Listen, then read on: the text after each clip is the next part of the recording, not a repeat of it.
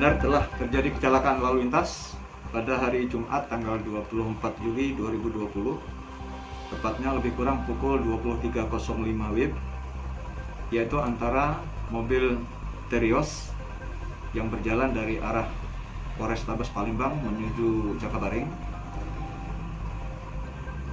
menabrak mobil Kijang yang berjalan dari arah dan tujuan yang sama. Itu diduga kenapa itu Bang?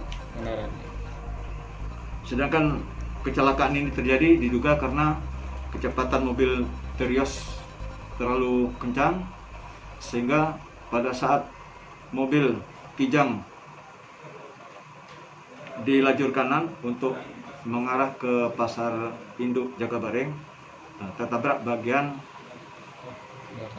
kanan belakang, sehingga mobil Kijang tersebut hilang kendali, belok ke kiri dan terbalik.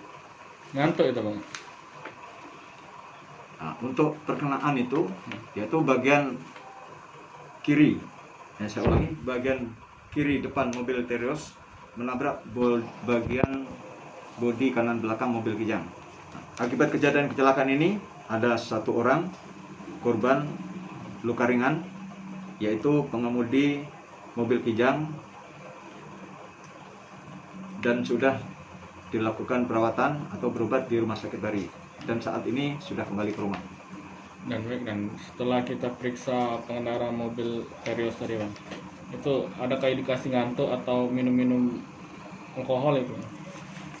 Untuk sampai saat ini masih kita lakukan pendalaman dan kita lakukan penyidikan terhadap pengemudi mobil Terios, apakah ada indikasi mabuk atau narkoba. Namun sampai saat ini sudah kita lakukan pemeriksaan, tidak ada ditemukan narkoba, mungkin karena faktor kecepatan yang tidak terkendali.